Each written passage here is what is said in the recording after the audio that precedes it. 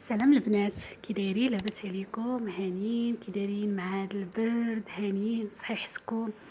المهم البنات، اليوم كنت جالسه وانا نوض ندير هاد الكيك ديال القهوه بالكريمه، كتجي كتحمق البنات. راه ما نقولكمش على المذاق اللي فيها، راه غزاله كيف ما شفتوا كنقطعها معاكم.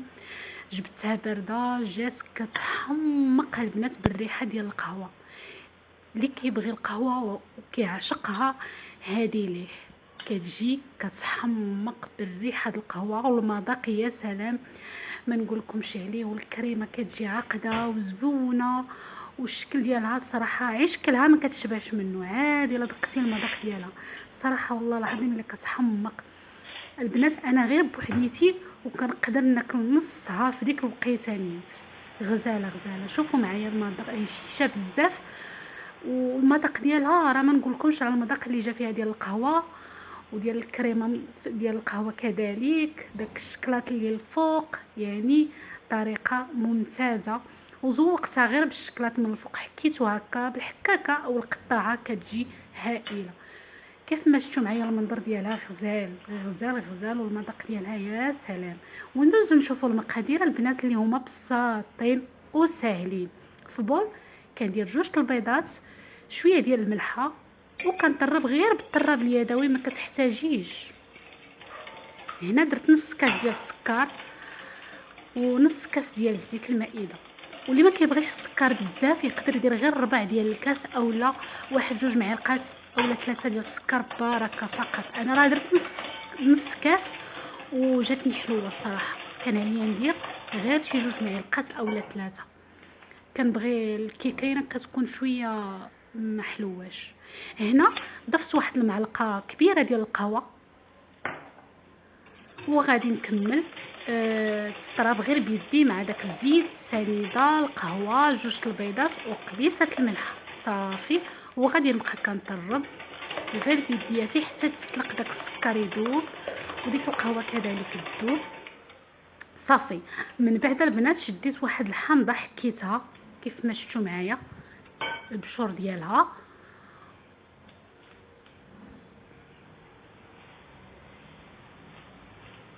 وغادي نضيف عليها واحد الساشي ديال الشكلاط مسوس، او معلقه كبيره ديال الشكلاط مسوس، يكون من نوعيه مزيانه. ولا ما كانش تقدري الا كنتي كديري غير الساشيات تقدري.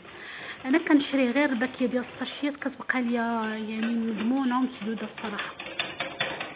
صافي غنطرب داك الساشي ديال الشكلاط مسوس مع داك الحامض اللي حكيتو او الليمون. يعني داك الليمون غير اضافه ضفتو صافي، يعني القهوه غالبه يعني بلاش من داك الليمون. الا ما كانش عندكم او الحامض بلاش. صافي هنايا غادي نزيد الدقيق. بالنسبه للدقيق البنات 2 كيسان ديال العنبه اللي ضفت ممسوحين كيف ما شفتوا معايا. زيت الكاس الاول غربلتو والكاس الثاني كذلك بنفس الطريقه غادي نغربلو، يعني راه ما عامرينش غير ممسوحين وصافي. صافي غادي نزيد عليهم 2 خمارات بحجم 8 غرام 8 غرام، وغادي نعاود نطرب هاد الدقيق مع هذا. وفي نفس الوقت درت واحد الكاس سخون، درتو كيسخن شي شويه باش نضيفوه على الدقيق ديالي وعلى ديك النواشف باش يزيد يتسلق. بالنسبه لهذا الكاس دافي كيعطي الكيكه كتجي مفشفشه من الداخل وكتجي خفيفه بداك الماء. صافي هنا داك الكاس ديال العنبه سخون، غادي نبقى نضيف شويه بشويه وانا كنطرب شويه بشويه وانا كنطرب حتى كتطلق ليا ديك العجينه ديال الكيك غتولي مطلوقه وزوينه. هاد الطريقه البنات ديال الماء سخون كتجيب الكيكه زوينه من الداخل ومفشفشه. يعني تقدروا ديروها حتى مع الكيكات كاملين تخليو داك الكاس سخون هو الاخر وتضيفوه مع النواشف وداك الشيء كيتجيب الكيكه زوينه ومفشفشه من الداخل ورائعه. غادي نبقى غنزيد داك النصيص اللي بقى ليا كيف ما شفتوا معايا ديال الماء، وانايا كنخلط حتى غادي تطلق معايا الكيكه وغتولي مطلوقه صافي. وانا كنخلط غير بيدي بشويه بشويه. هنايا شديت المول ديالي راه دهنته غير بزويته، ولا ما كانش ما كيلصقش معاكم كاع ما دهنوهش.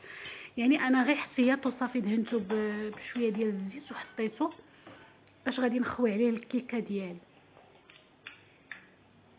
صافي هنايا طربت الكيكه البنات كيف ما شفتوا معايا، طربتها مزيان غير بالخلاط اليدوي وطلقات، وداك الماء كيف ما شفتوا القوام ديالها كيفاش جا زوين ومطلوق معايا. صافي وانا نحبس من التطراب. هنا كيف ما قلت لكم حطيت المول ديالي ديال الزاج، غادي نحط فيه الكيكه. الفران سبق لي ودرتو يسخن على درجه الحراره 150 او 160 من التحت، واللي عنده الفران الغاز ينقص عليه يديرو مهيل بزاف حتى تطلع الكيكه مزيان. ومن بعد غادي تطلع ديك الكيكه وتنفخ شويه وتبان لك تنفخات وطابت، شعلي عليها من الفوق كذلك غادي تحمر لك وتقلبيها تلقايها نشفات وتحمرات. صافي ما عليك غير تجبديها من الفران. هنايا البنات الكيكه ديالي تجبدات وطابت وبردات.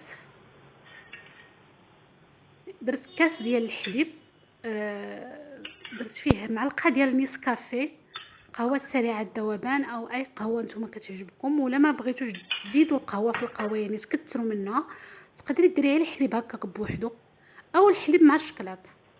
صافي هنايا راه تقبتها مزيان بداك هذا العود، وغادي نسقيها مزيان بداك الكويس، وغنسقيها مزيان بداك الكاس ديال الحليب ونخليها جنب حتى تشرب ليا مزيان داك الحليب وتقاد. في نفس الوقت غادي نبدا نصايب الكريمه ديالي ونخلي داكشي يتشرب مع الكيكه. بالنسبه للكريمه درت لاموز ديال القهوه كيف ما شفتوا معايا،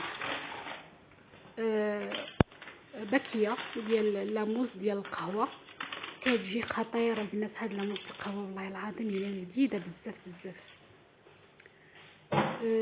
وغادي نضيف عليها كاس.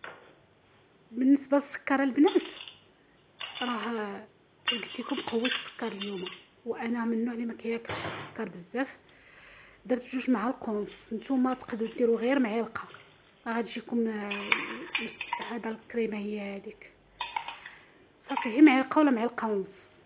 وضفت كاس ديال الحليب درتو في الفريغو حتى تجمد ليا شويه، وضفت جبن طري يعني جبن بدون سكر سون سكر. تقدري ديري الجبن ديال اللي كندوزو به الدهن اولا ما ديريش كاع، يعني هكا اضافه انا ضفتو. صافي وكنزيد نسم بالقهوه، يعني هاد الكيكه ديال القهوه نيت زدت معلقه كبيره ديال القهوه عاوتاني وغنطرب الكريمه. صافي هنا الكيكه ديالي تشربات، الكريمه ديالي طلعت كيف ما شفتوا معايا خضره. غادي نضيفها فوق الكيكه ديالي اللي هي تشربات وبردات مزيان في الثلاجه، وغادي نليسي عليها هاد الكريمه مزيانه البنات. صراحه ريحه القهوه يا سلام طالعه غزاله، ما نقولكمش على الريحه ديال القهوه كي جات هائله بزاف بزاف بزاف. صافي غادي نليسي عليها القهوه هنايا مزيان بهذه الطريقه هذه، غير بسباتيلا اولا بمعلقه اولا المهم تقديها مزيان. وغنفحل الثلاجه تبرد واحد نص ساعه. المهم الكريمه بارده والكيكه بارده. وكان هذا هو المنظر ديال الكيكه ديالي. حكيت عليها الشكلاط، تحكيها بالقطاعه او بالحكاكه ديال المطيشه، المهم جات هائله البنات كيف ما شفتوا معايا. المنظر ديالها غير المنظر ديالها والشكل جات يحمق. مع هذا المذاق جات ريحه القهوه يا سلام. قطعتها معكم هنا شوفوا كي جات معايا غزاله غزاله غزاله غزاله، وريحه المذاق روعه. البنات ما تنسونيش من اللايك ديالكم باش يوصل الفيديو لاكبر عدد في المشاهده، ويبقى يوصلكم دائما الجديد ديالي ديال امال وبصحه.